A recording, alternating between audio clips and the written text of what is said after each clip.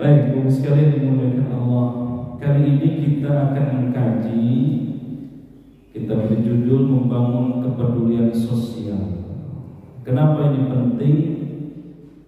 Di balik hingar-bingar dunia yang luar biasa saat ini, dengan kemajuan sosial media, kemajuan teknologi, kadang-kadang mau makan nggak perlu masak, tinggal pijit. Ya. Mau silaturahmi sekarang pakai Zoom, dahsyat. Jadi kadang-kadang kepedulian dan kepekaan sosialnya akhirnya luntur.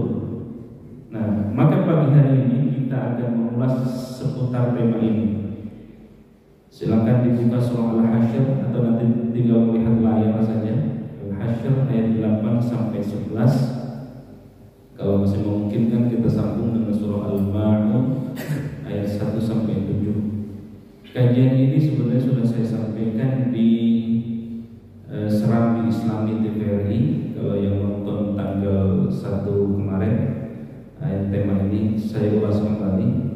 Nanti silakan kalau sempat di tanggal 8 di Serambi Islami TVRI dari setengah 5 sampai jam 6. Nah, besok Senin saya ada syuting juga 2 kali pertemuan, 2 kali episode, 2 episode.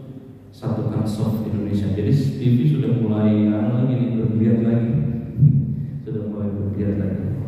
Baik, Bapak sekalian dimuliakan Allah, seperti biasa kajian kita adalah T3T: tilawah, tajwid, dan tafsir atau tadabbur Al-Quran. 3T plus Q: tilawah, tajwid, dan tafsir. Ya, boleh tafsir atau tadabbur Al-Quran. Nah, itu yang kita akan seperti biasa. Baik, silakan dilihat di layar surah. Kelihatan nggak? Al-Hasyr ayat 11. Kelihatan? Kelihatan ya? Ya, seperti biasa kita sebelum mulai kita ikuti atau saya memandu, kemudian Bapak Ibu sekalian mengikuti dengan lagu Ros. Masih ingat lagu Ros? Lagu apa ya? Ada berapa tangga nada? 4 atau 7 disebutkan, masih ingat?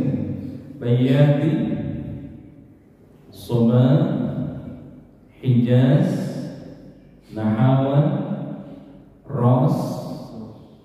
2 lagi apa? Ciharga. 1 lagi. Wah. Bayati, Soba, Hijaz, Ros, Nahawan, apa lagi? Ciharga. 1 lagi. Bantu. Apa saja? Sudah.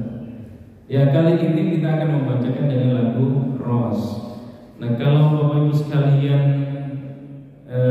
mendengarkan salah satu syekh yang favorit kita, Syekh Sudais. Kenal Syekh Sudais? Kenal di mana? Di Mekah ya. Nah, itulah persis kita membawakan lagu Ros ya, Syekh Sudais. Bismillahirrahmanirrahim. Seperti siapa? Ya, siapa yang bawakan? Iya, saya. Bunda-bunda di mana ya? Kelihatan nggak di belakang? Enggak ya? Ngikutin aja bunda, insya Allah pahalanya sama. Baik, atau kalau yang mau buka mushaf silakan di surah Al-Hasyr ayat 8 sampai 11. Yang mau mengambil mushaf, kalau yang di dalam sini insya Allah lihat. Kita awali dulu sebelum masuk ke kajian, Bapak sekalian. Kita awali dengan berdoa kepada Allah yang sakit, semoga Allah sembuhkan sakitnya. Yang punya hajat, apapun hajat kita, hajat duniawi, hajat ukhrawi. Semoga Allah kabulkan semua hajat-hajat kita. Yang punya hutang semoga Allah lunasi hutangnya. Yang pengen nambah anak, pengen nambah istri ya, Mas. Amin. Amin. Yang ingin nambah keturunan yang soleh dan solehah semoga Allah kabul ya Allah. Yang paling penting adalah ya Allah, tsabbit qalbi ala din, tetapkan iman kami ya Allah. Amin ya Allah. Istiqomahkan kami dalam ketaatan ya Allah. Andai Kau akan wafatkan kami dalam keadaan husnul khatimah. Amin. Yang tetap memegang teguh kalimat la ilaha illallah Muhammadur Rasulullah. Amin. Bil khusus silakan sebutkan dalam hati masing-masing untuk orang-orang terkasih kita yang sudah wafat, orang tua kita. Ini saya lihat kebanyakan yatim piatu semua di sini kan. Saya punya yatim piatu bapak ibu saya sudah wafat. Tapi biar menyambung doa kita, dan hanya itulah yang ditunggu oleh mereka. Silakan sebutkan namanya dan bin atau bintinya. Khususun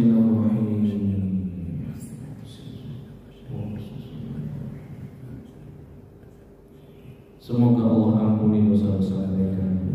Allah luaskan kuburnya. Kelak Engkau akan masukkan mereka ke dalam surga Allah Subhanahu wa taala. Berkumpul bersama para nabi, para syuhada, para salih. Bagi orang tua kita yang masih ada, doakan semoga mereka panjang usianya dalam ketaatan kepada Allah Subhanahu wa taala. Silakan juga kita bacakan Fatihah. Ini yang jarang dilakukan untuk diri kita sendiri. Kan diri kita juga perlu ya. Bacakan, silakan sebutkan nama kita masing-masing. Kalau anak-anak kita, istri kita, kalau istrinya satu cukup satu saja. Ala hadhihi niyyah wa kulli niyyatin salihah wa laqad nabiyil mustafa sallallahu alaihi wasallam syai'un lillahi lahum al-fatihah. A'udzu billahi minasy syaithanir rajim. Bismillahirrahmanirrahim.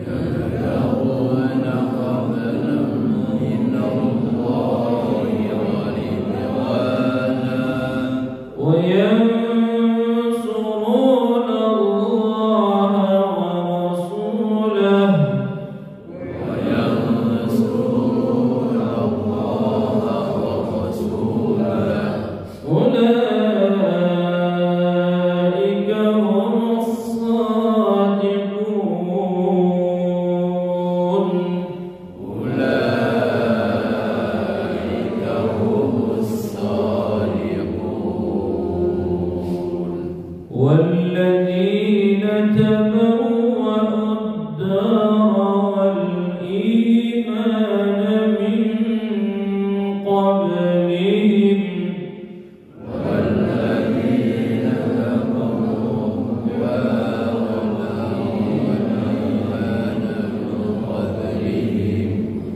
يحبون من هاجر إليهم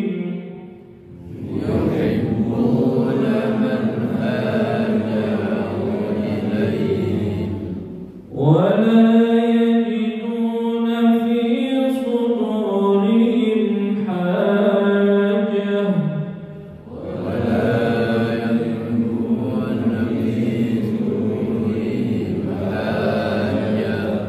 مما أوتوا ويؤثرون على أنفسهم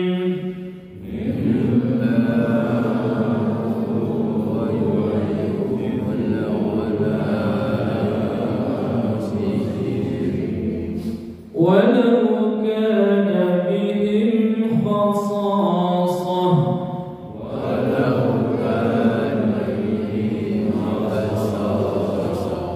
ومن يوق شح نفسه فأولئك هم المفلحون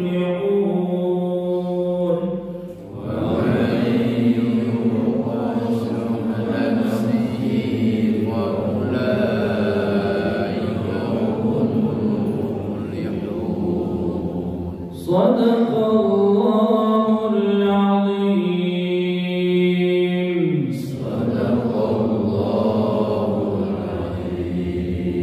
Ya, dua ayat saja dulu. Yang penting seperti itulah lagu Ros itu ada tingkatan lagu Ros asli, ala Ros ala nama ya. Ada Ros ala nama ya. Lil fuqara'i qaf lil fuqara'i al muhajirin alladzina. Nah, bisa perhatikan di huruf dzal. Coba ikutin dzali dzubal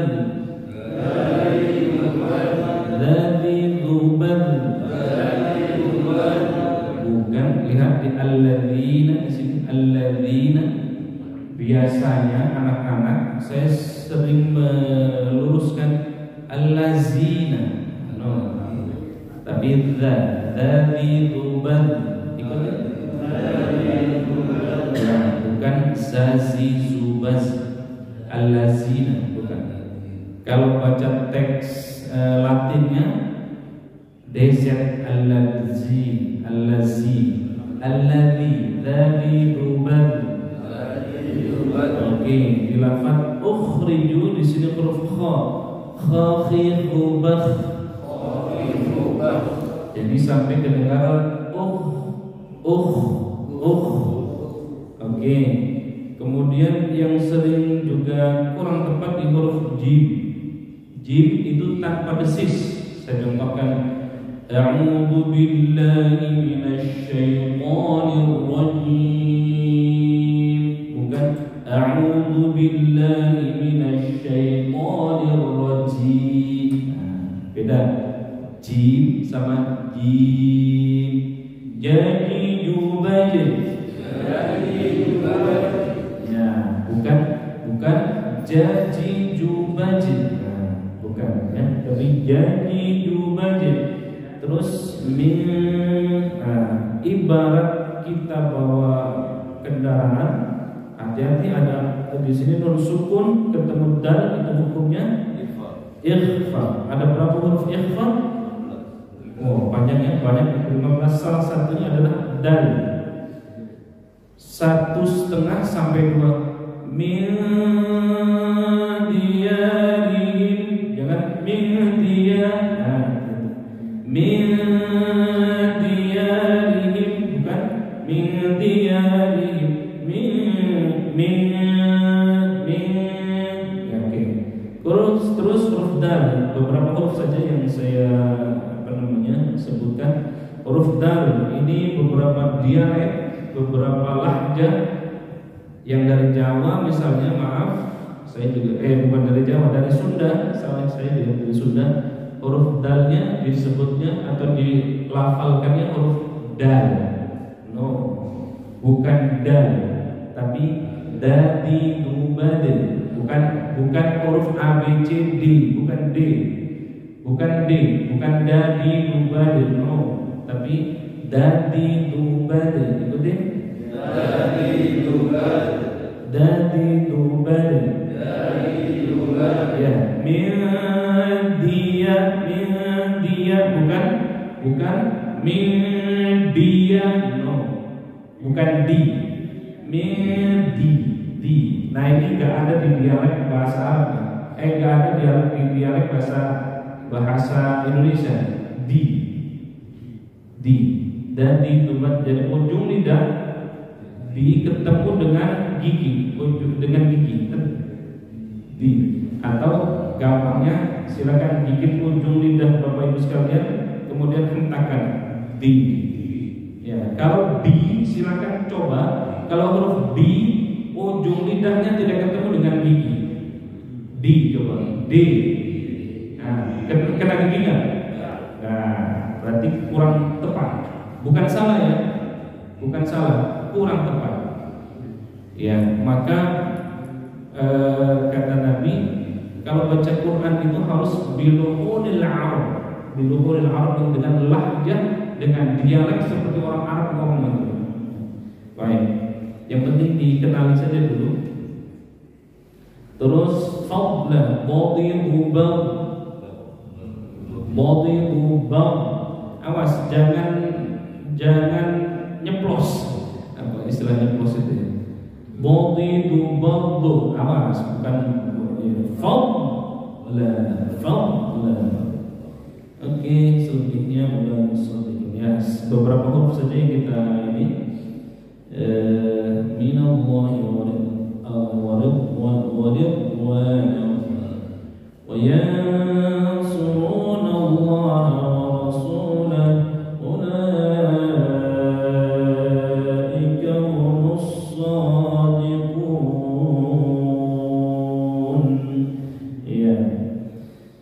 Ya, beberapa huruf saja itu. Oke, lil fuqara. Oke, kita masuk ke terjemahnya nih, silakan. Terlalu kecil, kita masuk ke ayatnya saja. Baik Bapak sekalian dimuliakan Allah Subhanahu wa taala, perhatikan. Bismillahirrahmanirrahim. Lil fuqara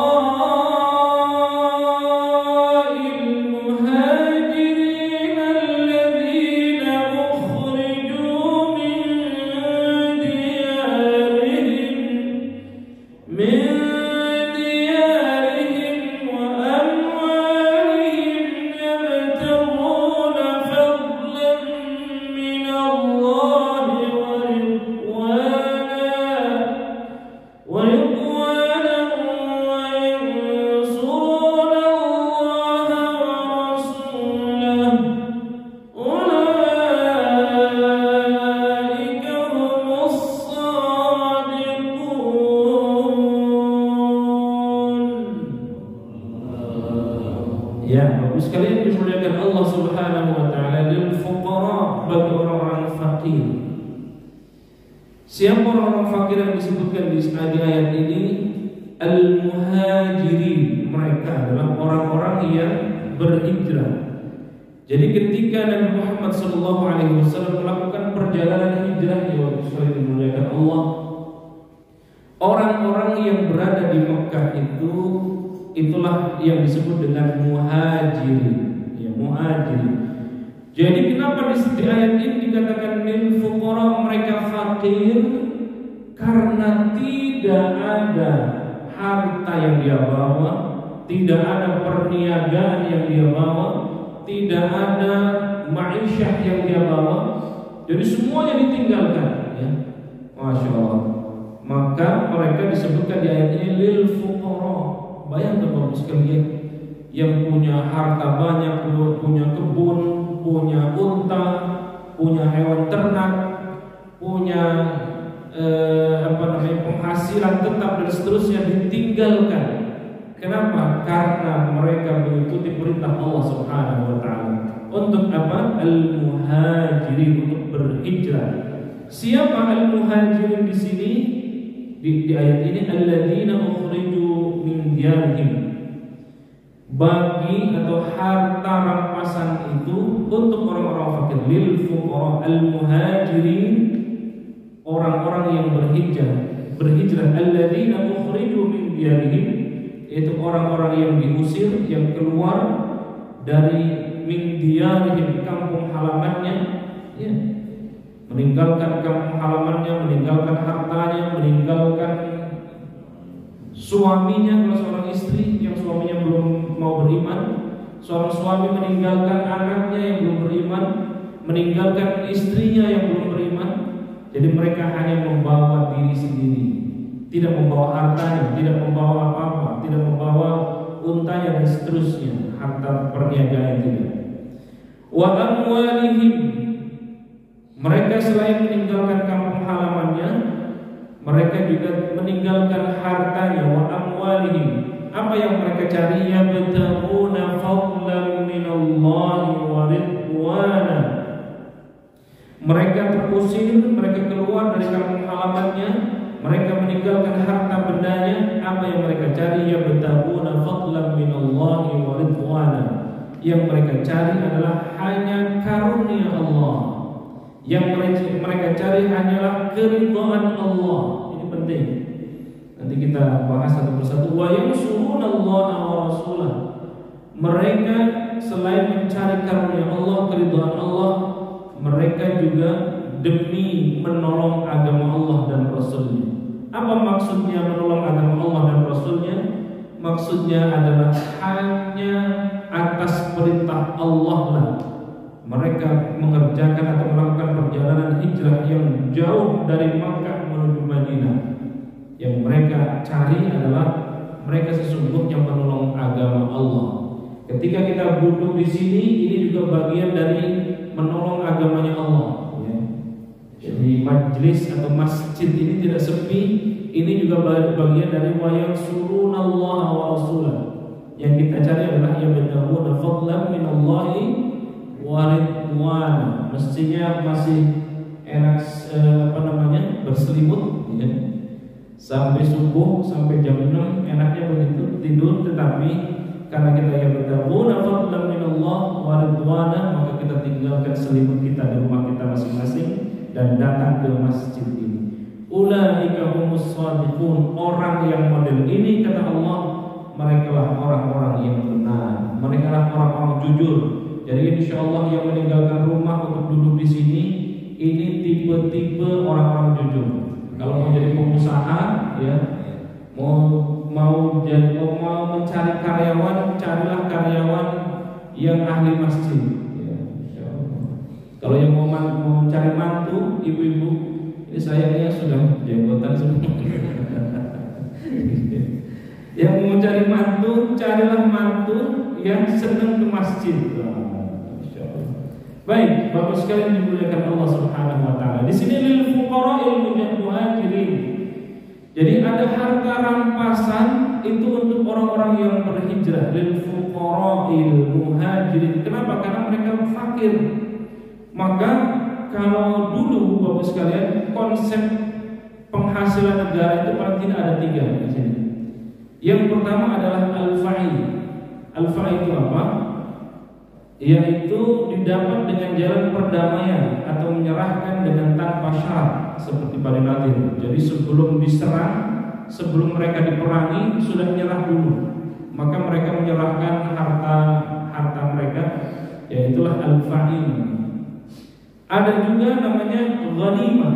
Ghanimah itu harta rampasan perang dengan jalan berjuang.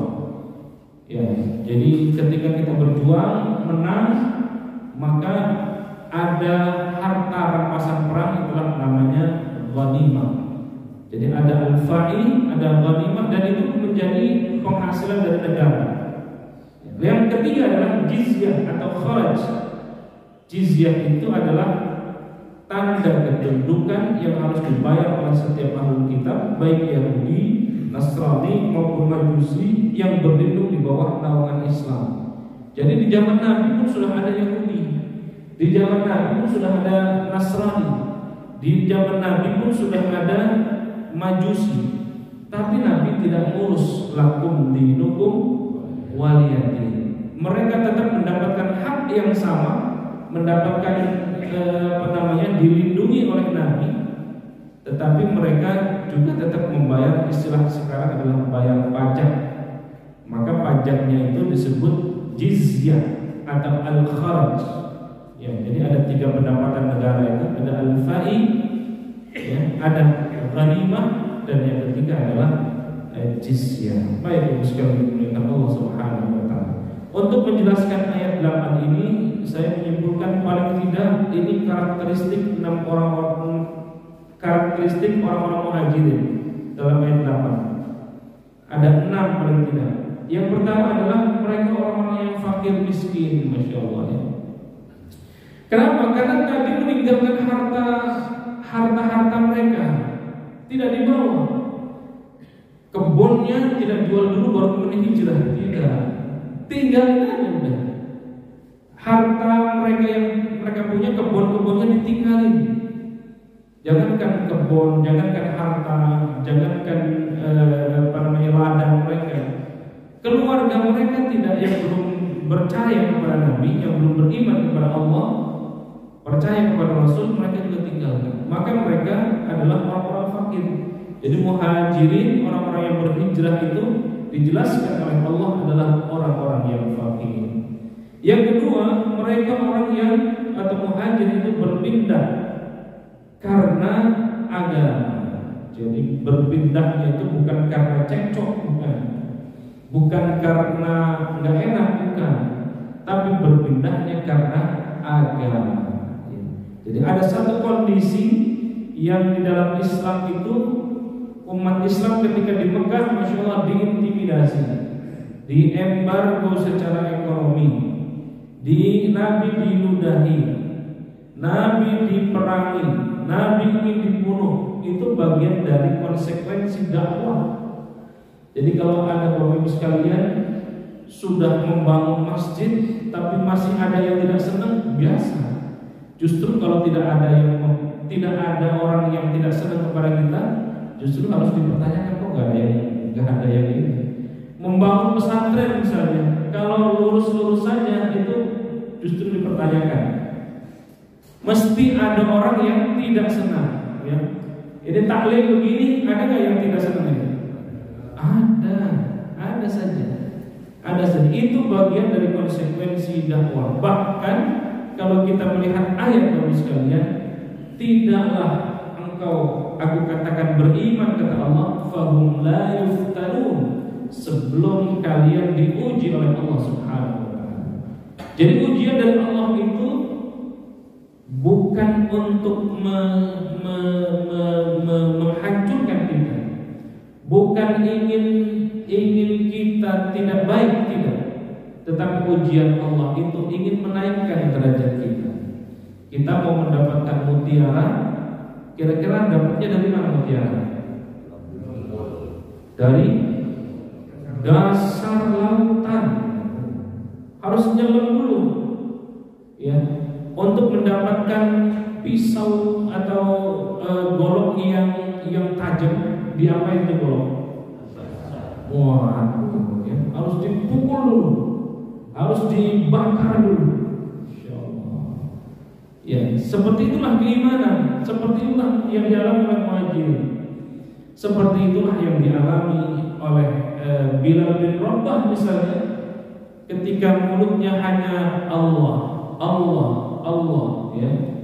Keimanan itu diuji oleh Allah dengan apa? Dengan panas yang terik, dengan tindihan batu. Kita kayaknya kuat ya, harus kuat. Nah seperti itulah kalau baru dicibir orang ke masjid sok alim, pakaiannya sok alim atau sok suci dan seterusnya, biarin aja. Nabi dilempari batu, Nabi diludahi, dilempari kotoran. Ya kalau NKC lain itu ya, nunggu di kotoran kan? Ya baik kaum sekalian dari Allah Subhanahu wa Ta'ala. Itu yang kedua. Yang ketiga, mereka diusir dari kampung halamannya dan dirampas harta bendanya. Terusir. Jadi kalau terusir karena agama, kalau terusir karena memperjuangkan lillahi kalimatillah, ya sudah, dia insyaallah mulia di mata Allah Subhanahu wa Ta'ala. Lagi bikin pesantren, dianggap berisik lah, ada taklim yang berisik lah, dianggap segala macam. Terus saja, jangan berhenti. Yang keempat, yang mereka harapkan bukan apa-apa, bukan popularitas, bukan jabatan, bukan ingin naik diangkat menjadi apa, tidak. Yang mereka harapkan adalah karunia Allah dan keridhaannya. Ini perlu dijaga sekali. Saya datang ke sini yang dicari amplopnya atau keridhaan Allah. Yang kita cari di sini biar kelihatan alim atau tidak. Yang kita cari ketika di sini biar kelihatan apa? Luruskan niat dulu. Ya, innamal a'malu binniyat wa innama likulli imrin ma nawa. Salah niat saja, maka itu bahaya. Salah niat itu bahaya. Luar biasa the power of niat ini, kaum sekalian. The power of niat. Baru niat saja dalam Islam, niat kebaikan sudah dapat pahala ya? Tercatat pahala. Maka banyakinlah niatnya itu. Luruskan niat dulu kita di sini, luruskan niat. Ya. Menyampaikan pesan Allah ini, menyampaikan pesan agama ini juga harus luruskan niat. Jangan-jangan biar dikenal alim, biar jangan-jangan masya Allah banyak sekali. Luruskan niat. Yang kita cari adalah mengharap ridha Allah Subhanahu wa Ta'ala. Yang kelima, terus sekalian, ciri orang muhajirin itu adalah mereka itu adalah menolong agama Allah dan Rasulnya. Seperti apa menolong agama Allah dan Rasulnya? Kita sholat berjamaah tepat waktu, ini adalah menolong agama Allah. In tansurullah yansurkum. Ketika kita menolong agama Allah, maka Allah yang akan menolong kita semua. Ya, jadi mereka menolong agama Allah dan Rasulnya, tetapi sesungguhnya esensinya adalah bagaimana mereka mendekat, mereka menjalankan syariat-syariat Allah. Inilah takwa, imtithalul awamir wajtinabun nawahi. Dan yang terakhir adalah mereka orang-orang yang benar. Nah, ketika 5 kriteria tadi telah ada pada diri kita, mengharap hanya kepada Allah dan Rasulnya, menolong agama Allah, ya, dengan ujian-ujian itu kemudian kita bersabar, meskipun harus berpindah dari satu tempat ke tempat yang lain, ya, baru kemudian itu digelari oleh Allah. Mereka itulah orang-orang yang benar. Ini paling tidak 6 ciri orang-orang yang berhijrah. Kita lanjut ke berikutnya. Bapak sekalian dimuliakan Allah, hebatnya orang-orang muhajirin itu, dan ini saya kira yang agak luntur dari kultur budaya kita, dari kultur kita. Orang miskin, ya, kemarin sempat ramai ada manusia silver. Kalau kita lewat bundaran Pamulang, ya, banyak ketemu manusia silver atau apapun itu. Coba perhatikan, saya bacakan di sini. Kemiskinan dan penderitaan orang-orang muhajirin begitu sedemikian rupa sehingga ada yang mengikatkan tali ke perut mereka. Untuk apa? Mengurangi rasa lapar. Tapi hebatnya mereka tidak menampakkan kemiskinan dan penderitaan mereka kepada orang lain. Ya Allah, itu hebatnya orang-orang muhajirin. Meskipun dia disebutkan oleh Allah lil fuqara, orang-orang fakir, tidak punya apa-apa dia, tapi tidak sedikit pun menunjukkan bahwa dirinya adalah orang-orang miskin, tidak menunjukkan mereka menderita, penderitaan mereka justru kenikmatan. Wah, kalau sudah sampai begitu mantap itu. Penderitaan mereka justru kenikmatan buat mereka. Inilah tipe-tipe orang-orang beriman, Bapak sekalian. Diuji oleh Allah, kita kadang mengeluh atau tidak? Rata-rata mengeluh.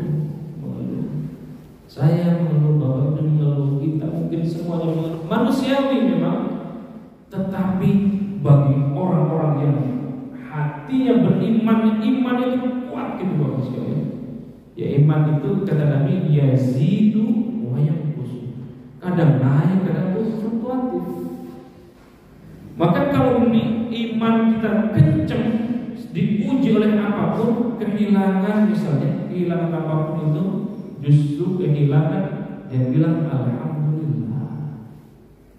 Ya, kehilangan itulah yang terjadi kepada Nabiullah Ayyub misalnya. Nabiullah Ayyub itu Bapak sekalian, beliau itu nabi sekaligus raja sekaligus orang kaya. Tapi dengan seketika rajanya dicopot, pengikutnya meninggalkan dia, lalu kemudian hartanya terbakar, anak istrinya meninggalkan dia. Apa yang terjadi kepada Nabiullah Ayyub? Dia justru makin tersungkur, makin sujudnya masih makin kuat. Ya, makin bersyukur dia. Kenapa? Karena semakin mendekatkan justru dengan Allah Subhanahu wa taala. Ini yang buat iri setan ya, yang membuat iri iblis. Iblis itu mungkin kalau baru jabatannya dicopot biasa, ditinggalkan pengikutnya biasa, ditinggalkan anak istrinya biasa, tapi dia masih sehat, kata iblis itu, ngadu sama Allah. Akhirnya diuji sama penyakit itu tidak sembuh-sembuh. Nabiullah Ayyub alaihissalam, pengikutnya semua meninggalkan Nabiullah Ayyub. Nabiullah Ayyub tinggal sendirian. Tapi dengan itu justru nampak bersyukur dan ibadah makin kencang. Nah, belajar dari itu, belajar dari orang muhajirin, meskipun kita dipuji oleh Allah Subhanahu wa taala, mungkin di antara kita namanya sudah rata-rata di atas 50 tahun ya, kita ini sudah ada saja penyakit encok, ya, mata kabur, mata lamur, makannya nggak bisa yang lain kecuali bubur, ya, Masya Allah. Tidurnya sudah melengkur, ya, biasanya sudah dekat-dekat lihat, ya. Ya, tetapi kita nikmati rematik yang ada, bisa jadi ya, mata yang sudah kabur tadi kita nikmati. Justru dengan itu kita bersyukur dan kita sadar adanya uban. Ya, saya pun masih ada 1, 2 usia 40 menjelang 40, saya pun 39 tahun. Bapak sekalian, sudah mulai ada uban ya, tidak kayak kuat yang dulu gitu ya. Karena kita tahu bahwa tanda-tanda ketuaan itu sudah mulai keriput, sudah mulai kabur matanya. Dengan itu semakin bersyukur dan semakin sadar lihat kubur sudah dekat. Dengan itu kita terus bersyukur kepada Allah Subhanahu wa taala. Baik, sekalian dimuliakan Allah. Mari kita lihat dari ayat 9. Kalau tadi tipologi orang-orang yang hijrah, orang muhajirin, dan yang ke ayat ke-9 ini adalah tipologi orang-orang Ansor. Saya bacakan. Bismillahirrahmanirrahim. Walladzina tabawwa'u ad-dara wal imana min qablihim yuhibbuna man hajara ilayhim wa la yajiduna fi sudurihim hajatan mimma utu wa yu'thiruna ala anfusihim walau kana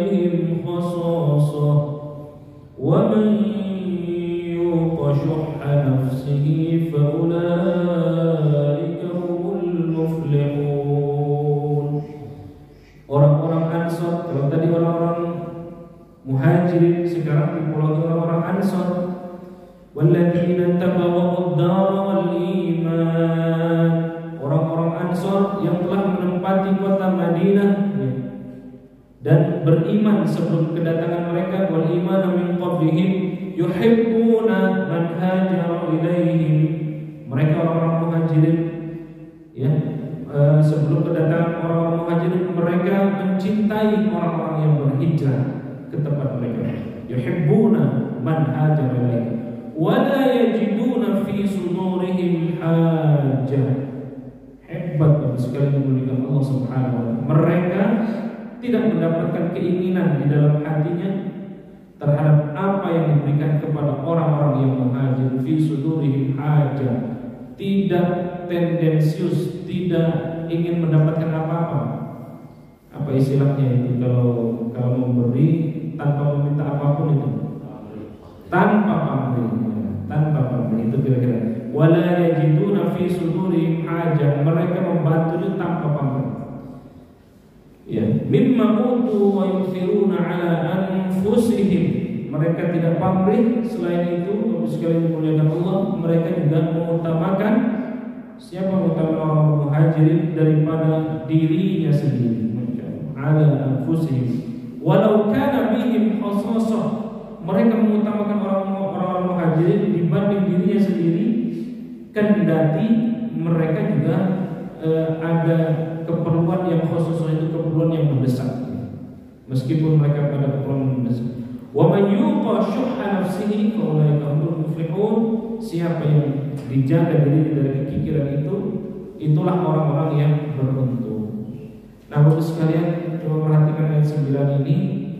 Riwayat atau ayat ini turun terkait dengan satu peristiwa yang luar biasa ketika Nabi menawarkan siapa yang ingin membantu orang Muhajirin, semua orang Ansor saya. Siapa yang punya kebun saya, kebunnya dibagi 2, rumahnya boleh mereka tempati, bahkan dikasih sebagian buat orang-orang Muhajirin. Masya Allah.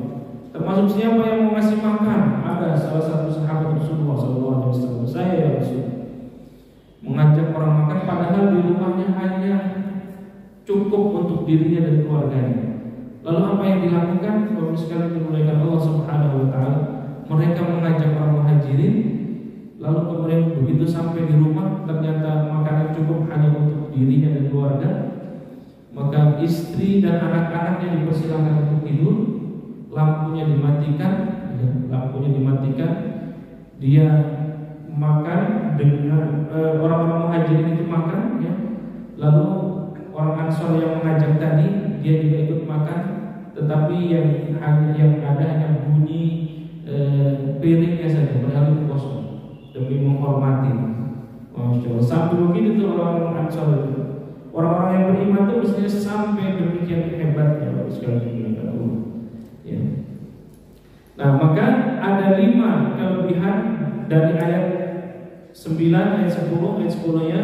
Walladzina ja'u min ba'dihim yaquluna rabbana ighfir lana wa li ikhwanina alladhina sabaquna bil iman wa la taj'al fi qulubina ghillan lil ladzina amanu rabbana innaka ra'ufur rahim. Orang yang datang sesudah mereka, Muhajirin dan Ansor, inilah doa orang-orang Muhajirin dan Ansor. Rabbana ighfir lana, duhai Allah ampuni dosa-dosa kami. Wa li ikhwanina alladhina sabaquna bil iman, ampuni saudara-saudara kami yang telah beriman terlebih dahulu, ya, sabaquna bil iman.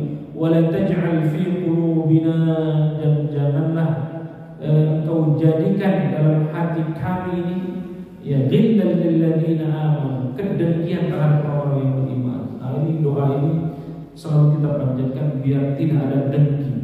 Karena jangankan ya kepada yang non, kadang-kadang yang seiman saja kita ada kedengkian. Maka baca ini seperti orang Muhajirin dan orang Ansor membaca ini. Fi qulubina ghillan lil ladzina amanu, biar tidak ada kedengkian terhadap mereka lil ladzina amanu. Rabbana, innaka ghafurur rahim. Wahai Allah, Engkaulah yang Maha Penyantun, Engkaulah yang Maha Penyayang, Ghafurur Rahim, Maha Kasih, Maha Sayang. Maka ada 5 kelebihan orang-orang yang orang-orang Ansor. Belajar dari ayat 9 dan 10. Pertama, mereka telah menunggu saudaranya Muhajirin tetap dalam keadaan beriman atau dalam keimanan mereka. Jadi sebelum datang orang-orang Muhajirin, orang-orang Ansor sudah siap menerima. Itu yang pertama. Yang kedua, mereka mencintai saudaranya, Masya Allah. Jadi kalau sudah cinta, ya apapun dia berikan. Mereka tidak dengki sedikit pun atau keberatan lainnya. Jadi tidak ada rasa dengki, tidak ada rasa ini dan seterusnya. Yang keempat, mereka mengutamakan saudaranya yang hijrah bahkan dibanding dengan dirinya sendiri. Ya tadi makan dari dia rela tidak makan demi saudara Ansornya, saudara Muhajirin untuk makan. Mereka sanggup mengatasi sifat kikir. Maka dengan model itu sikap kikir kita dengan insya Allah akan terkikis. Baik, Ibu sekalian, saya kira karena juga waktunya di ayat 11-nya satu ayat lagi saya tambahkan. Alam tara ilal ladzina nafaqu yaquluna li ikhwanihim alladzina kafaru min ahli alkitab la ukhrijtum ya lanakhrujanna ma'akum wa la nuti'u fikum ahadan abadan wa in qutiltum lanansurannakum wallahu yashhadu annahum lakadzibun. Tidaklah engkau memperhatikan orang-orang yang munafik. Alam tara alladziina nafaqu, orang munafik itu mereka berkata kepada saudara-saudara yang kufur di antara ahli kitab, min ahli kitab. Lalu kemudian sungguh jika kamu diusir, la ukhrijtum, maka ya lanakhrujanna ma'akum. Ketika mereka diusir, pasti kami akan keluar bersamamu, dan kami selamanya tidak akan patuh kepada siapapun demi kamu. Jika kamu diperangi, ya, wa in qutiltum, kami pasti menolong. Allah bersaksi bahwa mereka benar-benar para pendusta. Jadi dari dulu memang ada tipologi orang-orang munafik itu yang disebutkan oleh Nabi. Ada 3 ciri orang munafik. Kalau ngomong sulit dipercaya, kalau berjanji sulit mereka menepati. Ya Masya Allah. Kalau berjanji mereka hianat. Nah, tipe-tipe model ini kita hindari. Mudah-mudahan kita bisa seperti tipologi orang-orang Muhajirin dan tipologi orang-orang Ansor yang luar biasa tadi. Saya kira ini saja yang bisa saya sampaikan untuk sekalian memuliakan Allah Subhanahu wa taala. Untuk surah Al-Ma'unnya sekiranya insyaallah kita bahas di kesempatan yang lain. Wallahul muwaffiq ila aqwamit thoriq. Wassalamualaikum warahmatullahi wabarakatuh.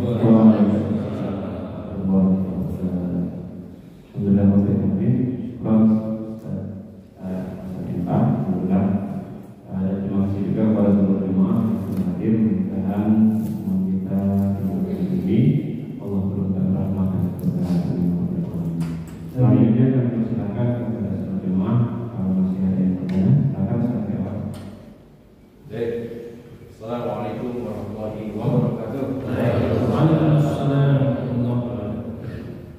Alhamdulillah, Ustaz Hasani sudah memberikan pencerahan kepada kita di pagi hari ini. Semoga Allah merahmati dan memberkahi. Amin.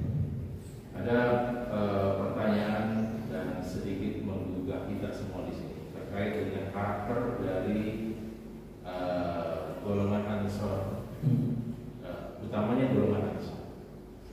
Mereka itu adalah orang-orang yang terpilih ya dalam mendahulukan saudaranya. Bahkan tadi disampaikan betapa mereka menyambut kaum Muhajirin yang serba kekurangan itu dengan berbagi hartanya, kemudian juga rumahnya, bahkan mungkin istrinya ya Ustaz ya. sahabat yang menyampaikan bahwa saya punya istri 4 gitu kan. Betul salah satu. Masya Allah, artinya Untuk konteks sangat tinggi sekali. Walaupun itu tidak dijadikan kesempatan oleh orang-orang muhajirin gitu kan. Tapi beliau kaum muhajirin juga akhlaknya sangat tinggi sekali. Nah, terkait dengan konteks sekarang ya, sebetulnya apa yang menyebabkan kaum Ansor itu memiliki karakter yang sangat sangat besar gitu ya, kecintaan kepada saudaranya gitu ya, walaupun memang belum kenal gitu. Bagaimana caranya kita untuk menghidupkan masyarakat kita itu untuk menumbuhkan jiwa-jiwa kepedulian gitu ya, kemudian merasa kuat ikatan saudaranya, utamanya tidak punya perasaan dengki gitu kepada saudaranya itu. Subhanallah itu ya. Nah, di sini Ustaz, alhamdulillah kalau untuk kepedulian sangat tinggi sekali. Bahwa masyarakat ataupun jamaah Baitul Muttaqin kalau seandainya ada yang sakit, ada kesusahan, itu gampang sekali mengumpulkan bantuan. Alhamdulillah gitu kan. Tetapi sesungguhnya untuk menjaga supaya hati kita itu bersama terus, kemudian masyarakat kita juga tidak memiliki kedengkian di antara orang-orang beriman di antara kita. Trik strateginya untuk membangun peradaban masyarakat yang memang saling mencintai di antara kita semua. Baik, ada yang lain atau dijawab dulu? Jawab dulu. Baik.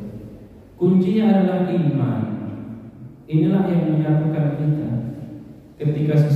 Ketika landasannya iman, maka tidak melihat lagi suku, bangsa, ras.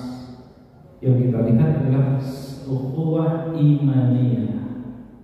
Ketika kita sudah beriman, maka kita sesama anak bangsa adalah hamba Allah. Maka luar biasa di dalam redaksi beragama kita disebutkan sebagai abdullah, hamba Allah. Ketika namanya hamba itu masya Allah ya, berarti tingkat terendah ya, seorang hamba sahaya. Ini hamba Allah Subhanahu wa ta'ala. Landasannya kalau landasan iman, apapun bisa diterjang. Ingat cerita Nabi Muhammad SAW ketika Mi'raj misalnya, mencium bau yang sangat harum, lebih harum daripada kasturi, lebih harum dari apapun. Nabi bertanya, ya Jibril, ini bau apa? Kok semerbak sekali? Oh, ini ternyata bau Siti Masyidah dan keluarganya. Apa yang dilakukan oleh Siti Masyidah adalah mempertahankan keimanannya dia. Meskipun dia nyawa taruhannya, tetapi karena iman yang berbicara, maka nyawa dia terjaga. Nah, begitu pun kita, kalau iman yang berbicara, al-muslim akhul muslim, antara muslim yang satu ini Allah redaksikan dengan saudara. Ya, bahkan diredaksikan dengan ar-rahim, silaturrahim, menyambung ar-rahim. Ar-rahim itu akar kata dengan rahim. Jadi seolah-olah kita ini satu rahim dalam kandungan ibu kita masing-masing. Ya. Kalau sudah berbicara tentang iman, maka itulah yang mendorong orang-orang Ansor. Kesusahan orang-orang Muhajirin sama seperti kesusahanku. Masya Allah. Maka Nabi mengibaratkan kita ini kalbunyan yashuddu ba'duhum ba'dha. Seperti bangunan ini kita orang Muslim itu. Gak mungkin ini disebut bangunan kalau tidak saling menguatkan. Tidak mungkin disebut bangunan kalau dia menyatakan saya adalah pintu sendiri misalnya, saya adalah ubin sendiri, saya adalah tiang-tiang sendiri. Tetapi yashuddu ba'duhum ba'dha. Bahkan kata Nabi, Muslim itu seperti jasad yang satu, kajasadin wahid, Seperti jasad yang satu dicubit, maka yang anggota yang lain juga satu. Yang tersandung kakinya, yang bilang aduh mulutnya. Lalu kemudian yang nangis matanya. Wah, luar biasa kalau berbicara tentang keimanan. Keimanan bisa menerjang apapun, nyawa sekalipun. Ya. Keimanan bisa merubah segalanya. Bagaimana tidak luar biasa? Karena dengan keimanan mereka itu yang kuat, ya, orang-orang muslim, orang-orang mukmin ini dianggap sebagai saudaranya sendiri. Nah, tipe-tipe model ini yang saya kira sekarang sudah mulai pudar. Begitu ada yang ketok pintu, kira-kira apa reaksi kita? Satu, bisa jadi oh ini awat ada pencuri ini. Yang kedua, minta sumbangan. Yang ketiga, ganggu aja, dan seterusnya. Ya, apalagi kalau sudah sering asal kalau ngomong begini, asal terbuka pintu, kita tidak tahu. Padahal kalau mukmin sejati, orang yang mukmin sejati itu kata Nabi seperti jasad yang satu. Di jewer telinga kanan, maka sakit juga ke yang lain. Nah, kalau sudah berbicara keimanan itu Masya Allah, ya. Kalau sudah berbicara keimanan, nah begitu pula yang dialami oleh orang-orang Ansor. Mereka sudah menyambut, bahkan lebih sayang daripada dirinya sendiri. Wah, ini kan sulit dijelaskan soalnya, sulit diibaratkan kalau sudah berbicara tentang iman. Maka jangan coba-coba misalnya ada orang yang mengganggu, misalnya ada yang menghina Nabi, menghina Quran. Ini soal keimanan, soal keimanan. Meskipun yang nggak pernah sholat itu akan bangun gitu, untuk membela. Ada Nabi dihinakan, meskipun nggak pernah puasa kalau Ramadan, dia paling tampil nomor satu. Ini berbicara tentang iman. Maka dalam Quran, meskipun iman kita sebiji dzarrah, maka itulah yang akan mengantarkan kita ke surganya Allah Subhanahu wa taala. Kita ini insyaallah pasti masuk surga semuanya karena ada keimanan. Ya. Meskipun prosesnya harus misalnya harus lewat dulu ke jenjang-jenjang, tetapi kalau imannya kuat, ya, maka insyaallah kita semuanya dimasukkan ke surga Allah Subhanahu. Dasarnya apa? Karena iman. Meskipun saudara lain ibu lain bapak, tetapi karena iman mereka seolah-olah seperti saudara kita sendiri. Wallahu a'lam bishawab. Klarifikasi. Ya. Jadi saya sempat menyampaikan berbagi istri, maksudnya istrinya dicerai dulu, baru diberikan. Ya, untuk konteks saat ini. Ya. Untuk konteks saat ini tentu tidak. Sedang berbagi istri. Iya, baik. Insyaallah. Mungkin satu pertanyaan terakhir, Bapak Arianto. Sudah tidak ada lagi pertanyaan, maka bersifat umum. Silakan. Boleh. Nanti saya kirim ke antum saja. Ya.